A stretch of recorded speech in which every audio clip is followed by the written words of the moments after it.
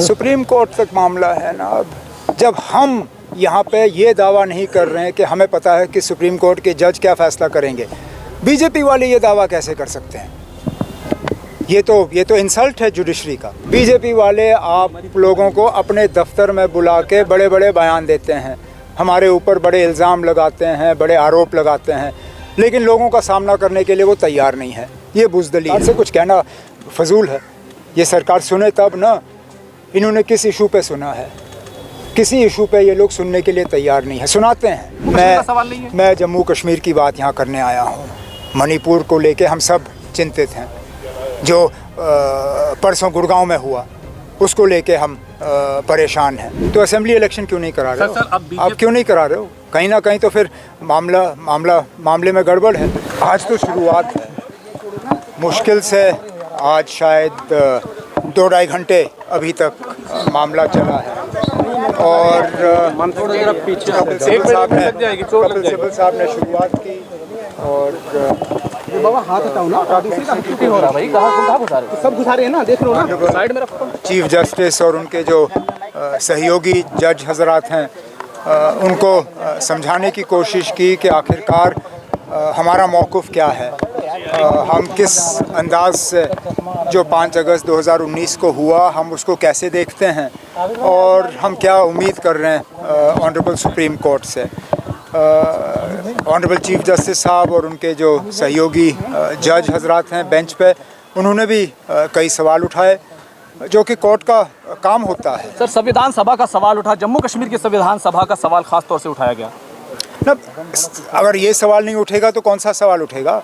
ये जो सारा मामला संविधान को लेके है, ये सारा मामला आइन को लेके है, मुल्क के आइन को लेके, जम्मू कश्मीर के आइन को लेके, और जो इन दोनों आइन के दरमियान रिश्ता है या रिश्ता था, उस चीज़ को लेके तो सारे सवाल उठे। क्योंकि हम कहते हैं कि जो 5 अगस्त 2019 को हुआ वो मुल्क के आइन के ख़िलाफ़ और जम्मू कश्मीर के आइन के ख़िलाफ़ हुआ, और हम उम्मीद करते हैं कि ऑनरेबल सुप्रीम कोर्ट भी इस चीज़ को हमारे नज़रिए से देखेगी, लेकिन उसके लिए हमें और मेहनत करनी होगी। सरकार की तरफ से, कश्मीरी पंडितों की तरफ से खास तौर से दलील दी गई कि सरकार के समर्थन में कहा गया कि दोनों पार्लियामेंट से, दोनों ऐवानों से जो फैसला था उसको पास कराया गया है, जो संविधान में जो कुछ मौजूद था उस समय उसके हिसाब से फैसला लिया गया। अब हर किसी को अपनी राय रखने का हक है। कुछ लोग इसमें हुकूमत के साथ हैं, लेकिन अक्सर बेशतर लोग जम्मू कश्मीर के वो हुकूमत के साथ नहीं हैं, वो इस फ़ैसले के साथ नहीं हैं। हम इसकी पॉलिटिक्स को आर्ग्यू नहीं कर रहे हैं। बदकिस्मती की बात यह है कि जो ज़्यादातर लोग हुकूमत के साथ खड़े हो जाते हैं इस मामले पे, वो पॉलिटिक्स पे आ जाते हैं। हम संविधान की बात कर रहे हैं, आइन की बात कर रहे हैं, कानून की बात कर रहे हैं। हम कह रहे हैं कि वहाँ पे सियासत छोड़िए, पॉलिटिकली इसको आप हर अंदाज से जो है इसको बेचा जा सकता है, लेकिन जहाँ तक संविधान की बात है, हम कहते हैं इसमें आइन की खिलाफ वर्जी हुई है, ये आइन के खिलाफ सारा मामला हुआ है। सरकार का हलफनामा भी आया जिसमें कहा गया कि हालात बदल गए, बहुत सारे टूरिस्ट आए, लोगों को उनके हक मिले, तमाम बातें हुई। कौन सा हक मिला ना? कौन सा हक मिला हमें? मुझे बताइए ना, कौन सा हक मिला? मैं आपको आज अभी रीट्वीट के ज़रिए आपको सारे आंकड़े दे दूंगा, जिसमें कि एक पत्रकार जम्मू कश्मीर के, उन्होंने बिल्कुल साफ तौर ये साबित किया है कि ये सारा जो इन्होंने डेवलपमेंट की बात छेड़ी है और सारा कुछ जो ये कह रहे हैं 2019 के बाद बदला है, ये सारा गलत है, झूठ है। जम्मू कश्मीर में कुछ खास नहीं बदला। और जहाँ तक आप इन्फिल्ट्रेशन की बात करते हो, अगर वाकई ये बात सही है तो असेंबली इलेक्शन क्यों नहीं करा रहे हो? आप क्यों नहीं करा रहे हो? कहीं ना कहीं तो फिर मामले में गड़बड़ है। सर, बीजेपी ये कह रही है कि अब जो हो रहा है वो सब वो लोग गए हैं जिन्होंने आज तक सैकड़ों साल जम्मू कश्मीर को लूटा है, और अब उनकी लूट की दुकानें बंद हो गई थी, इसलिए उनकी दुकानें दोबारा चालू कराने के लिए एक पॉलिटिकल सवाल बड़ा खड़ा करने की कोशिश है। पॉलिटिकल सवाल, बीजेपी का काम है पॉलिटिक्स करना। पॉलिटिकल जवाब हम उनको देंगे अगर वो मैदान में उतरने की हिम्मत करें। बुज़दिलों की तरह वो असेंबली के ये इलेक्शन कमीशन के पीछे क्यों छुपे हुए हैं? ये बड़ा आसान है बीजेपी वालों को। सुने ना, मुझे बात ख़त्म करने दीजिए। बीजेपी वाले आप लोगों को अपने दफ्तर में बुला के बड़े बड़े बयान देते हैं, हमारे ऊपर बड़े इल्ज़ाम लगाते हैं, बड़े आरोप लगाते हैं, लेकिन लोगों का सामना करने के लिए वो तैयार नहीं है। ये बुज़दिली है ना। आप सामने आइए, मैदान में हमारा मुकाबला करिए, हम देखते हैं कौन कहाँ पे खड़ा है। जम्मू कश्मीर के अवाम को लेकर कितना बड़ा सवाल अब सुप्रीम कोर्ट के सामने है? शायद आज़ादी के बाद से लेके आज तक सबसे बड़ा सवाल। इतना बड़ा सवाल जम्मू कश्मीर को लेके शायद ही सुप्रीम कोर्ट के सामने आज़ादी के बाद आया होगा। और तभी तो मैं यहाँ ज़िंदगी में पहली बार सुप्रीम कोर्ट आया हूँ। इससे पहले भी जम्मू कश्मीर को लेके केस आए हैं, लेकिन मैं कम से कम मैंने अपनी ज़िम्मेदारी नहीं समझी कि मैं उस वक्त सुप्रीम कोर्ट आऊँ।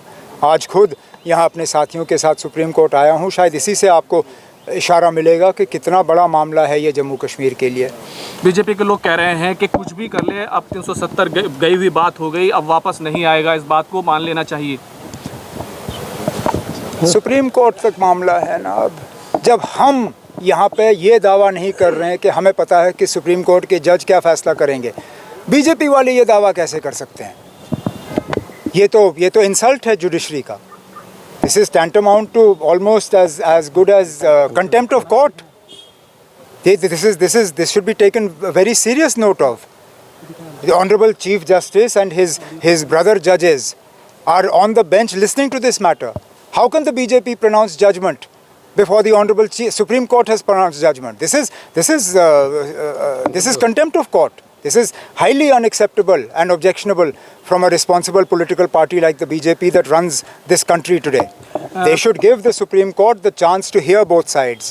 Let the Supreme Court give its judgment. जो Supreme Court का judgment होगा उसको कौन इनकार कर सकता है? पीडीपी सदर महबूबा मुफ्ती ने कहा, सिर्फ जम्मू कश्मीर का सवाल नहीं है, मणिपुर से लेकर दूसरी रियासतों में तमाम चीज़ें हो रही हैं, अब देश को बचाने का सवाल है। इस तरह की बात कर रही है, क्या ये जम्मू कश्मीर का सवाल नहीं है? मैं जम्मू कश्मीर की बात यहाँ करने आया हूँ। मणिपुर को लेके हम सब चिंतित हैं। जो परसों गुड़गांव में हुआ उसको लेके हम परेशान हैं। उस परेशानी का हमने इज़हार पार्लियामेंट के बाहर भी किया। मणिपुर की जहाँ तक बात हुई, वो हमारे पार्टी के सदर जनाब फारूक अब्दुल्ला साहब ने बार बार मणिपुर का भी जिक्र किया है। लेकिन आज का मामला जो है वो जम्मू कश्मीर को लेके है। हाँ, इसका असर बाकी रियासतों पे भी पड़ सकता है। जिस तरह उन्होंने आईन को तोड़ मरोड़ के जम्मू कश्मीर का नक्शा बदल दिया, उसको तोड़ दिया, उसको यूनियन टेरिटरी का दर्जा दिया, कल को ये किसी भी रियासत के साथ कर सकते हैं। ये क्या कोई और रियासत इस चीज़ को तस्लीम करेगी? मिसाल के तौर पे अगर बीजेपी लगातार वेस्ट बंगाल में हारती रही तो उनको कौन रोकेगा वेस्ट बंगाल में ये करने से? वो अपने आप को दोबारा कॉन्स्टिट्यूंट असेंबली के इख्तियार दे के वेस्ट बंगाल को तोड़ के वहाँ यूनियन टेरिटरी बनाएंगे। तभी तो हम कहते हैं ना, ये ठीक है, ये मामला जम्मू कश्मीर का है, हमारे साथ जो हुआ सो हुआ, लेकिन बाकी मुल्क में किसी और रियासत के साथ ये नहीं होना चाहिए। उसलिए भी हम ये मुकदमा जो है लड़ रहे हैं। जिस वक्त की धारा 370 अमेंडमेंट किया गया था तो जम्मू कश्मीर से लेकर और पूरे हिंदुस्तान में बीजेपी ने अपनी काफ़ी पीठ थपथपाई थी। आपको लगता है कि वो राजनीतिक मुद्दा 370 के अंदर ढूंढने की कोशिश की गई थी? ये उनका पुराना मुद्दा था और मुझे उससे कोई एतराज़ नहीं है। हर पॉलिटिकल पार्टी को अपना हक होता है कि वो लोगों के सामने अपना मौक़िफ़ रखें और उस मौक़िफ़ के बुनियाद पे वो लोगों से वोट हासिल करें। लेकिन जो हुआ जम्मू कश्मीर के साथ हुआ, लेकिन इसमें जम्मू कश्मीर के लोगों की राय नहीं ली गई। यहाँ तक कि जो उस वक्त जम्मू कश्मीर के गवर्नर थे, शायद उनकी भी राय इसमें नहीं ली गई। वो खुद आज कहते हैं, मीडिया के ज़रिए मैंने उनके इंटरव्यू देखे जिसमें उन्होंने कहा कि सुबह उनको फ़ाइल दी गई, कहा गया दस्तखत करो, और उसके बाद 11 बजे वो फ़ाइल पार्लियामेंट में प्रेजेंट हुई। अगर जम्मू कश्मीर के गवर्नर के साथ बातचीत नहीं हुई, जम्मू कश्मीर के लोग तो दूर की बात ना, उनसे तो कोई पूछताछ हुई नहीं। अभी कपिल सिब्बल साहब आपकी तरफ से अपनी दलाइल रख रहे हैं, उसके बाद सरकार की तरफ से भी दलाइल रखे जाएंगे। इस दरमियान में पार्लियामेंट भी चल रही है, आप सरकार से कुछ कहना चाहेंगे? कुछ नहीं ना, इस सरकार से कुछ कहना फजूल है। ये सरकार सुने तब ना। इन्होंने किस इशू पे सुना है?